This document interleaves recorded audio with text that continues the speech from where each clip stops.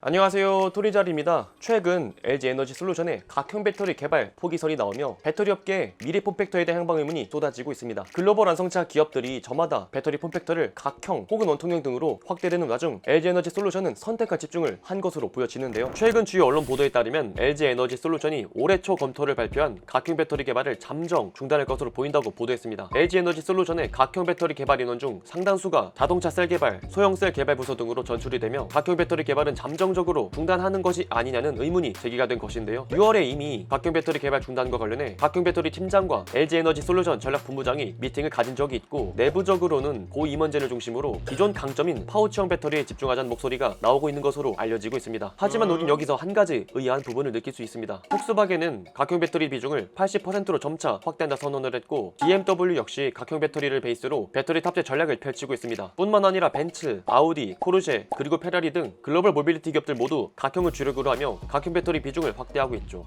삼성의 경우는 우리나라에서 유일하게 각형 배터리를 생산하고 있는데, 각형 배터리 잭팟이 터지며 삼성 SDI의 2022년 2분기 실적은 매출은 4조 6,608억 원으로 전년 동기 대비 39.8%, 영업이익은 3,999억 원으로 34.9%가 증가하며 수혜를 고스란히 입었습니다. 반면 LG에너지솔루션은 영업이익은 1,956억 원으로 전년 동기 대비 73% 감소했고, SK온은 적자를 이어가고 있죠. 각형을 통해 안정적인 실적을 이끌고 성장을 밀고 있는 삼성 SDI만 봐도 각형 배터리가 얼마나 중요한지 알 수 있는 대목인데요. 그래서 LG에너지솔루션도 올해 초까지만 하더라도 각형 배터리 라인업을 추가하며 증가하는 각형 배터리 시장의 대응을 할 것으로 예고했었죠. 하지만 불과 6개월 만에 각형 배터리 개발을 잠정 중단하는 LG에너지솔루션의 선택을 보며 우리는 많은 의문을 품을 수밖에 없습니다. 현재도 각형 배터리를 필두로 CATL은 무서운 속도로 성장하고 있지만 LG에너지솔루션의 점유율은 2020년 23.4%에서 2021년 20.3%로 감소했습니다. 이러한 속도라면 2022년에는 20% 저지선이 깨질 가능성이 높아지며 배터리 헤게모니 경쟁에서 뒤처질 것입니다. 게다가 각형 배터리는 자동차뿐만 아니라 폐배터리 재활용, ESS, 차세대 배터리 폼팩터의 경쟁에서도 우위를 점할 것으로 예상되는 만큼 직관적으로 봤을 때 LG에너지솔루션의 각형 배터리 개발 중단은 많은 의문점을 남게 합니다. 대체 LG에너지솔루션은 왜 각형 배터리를 포기한 것일까요?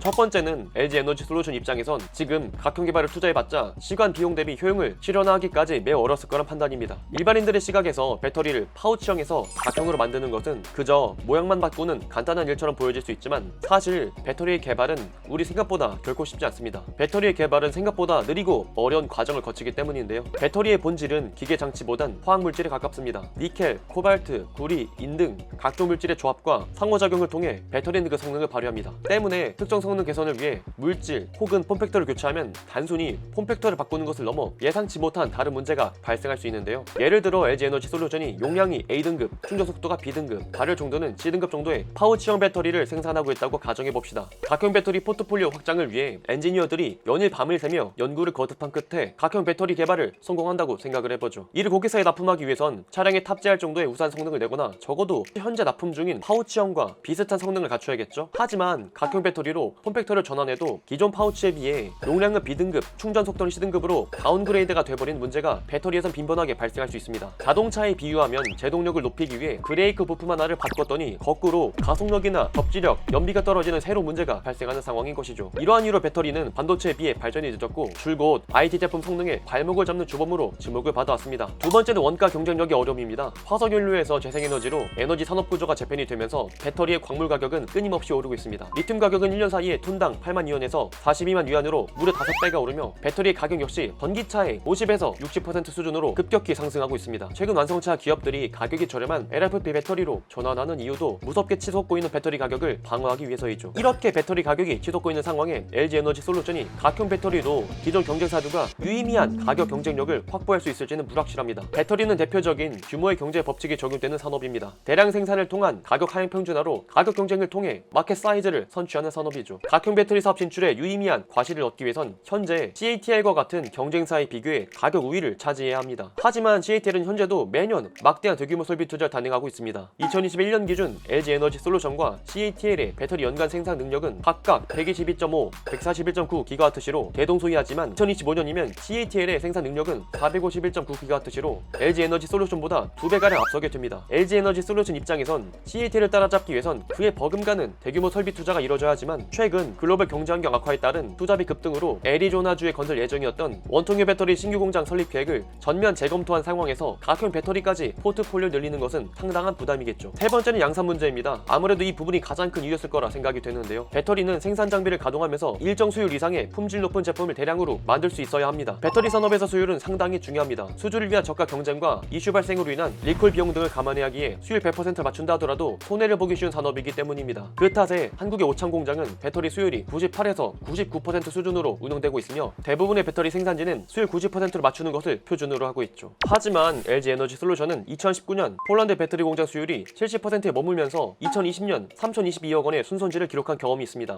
1년이 지난 2020년 11월이 되어서야 수율 90%에 도달을 했죠. 이미 생산 노하우가 갖춰진 파우치형 배터리가 이 정도라면 각형 배터리를 대량 생산에 성공하기까지 얼마나 큰 비용과 오랜 시간이 걸릴지는 아무도 장담할 수가 없겠죠. 더 큰 문제는 이렇게 성능 개선을 위한 새로운 아이디어를 테스트하는데 터무니없을 정도로 오랜 시간이 걸린다는 것입니다. 전기차의 배터리 가장 중요한 스펙 중 하나는 흔히 사이클이라 불리우는 수명입니다. 성능 저하 없이 오래 반복할 수 있느냐 하는 것인데요. 문제는 이 사이클 검증 시험을 위해선 반드시 1000에서 2000번의 물리적인 충방전을 직접 반복해봐야 한다는 것입니다. 스펙 하나 검증하는데 계절이 두세 번씩 바뀌는 일이 허다하고 물리적으로 상당히 오랜 시간이 걸리는 것이죠. 그래서 제대로 된 신규 배터리를 개발하고 테스트하는 데에는 우리가 생각하는 것보다 더욱더 오랜 시간이 걸립니다. 결국 직관적으로 본다면 각형 배터리의 프라이스 패러티를 조기 달성하고 각형 배터리를 탑재하는 고객사를 확보해 나가는 것이 중장기적인 전략으로 보여질 수 있습니다. 하지만 일정 생산 규모와 안정적인 밸류체인을 확보하기 전까진 LG가 각형 배터리 기술을 확보한다고 해도 경쟁적인 물음표를 찍을 수밖에 없습니다. 이미 완성차 기업들에겐 CATL이라는 안정적인 각형 배터리 수급처를 확보하고 있는데 LG 에너지 솔루션의 입지는 차선책에 그칠 뿐 메인 수급처가 되기 어려울 수밖에 없기 때문이죠. 결국 근본 LG 에너지 솔루션의 각형 배터리 개발 잠정 중단은 매크로적 경기 침체 속 리스크를 최소화하는 전략을 선택한 것입니다.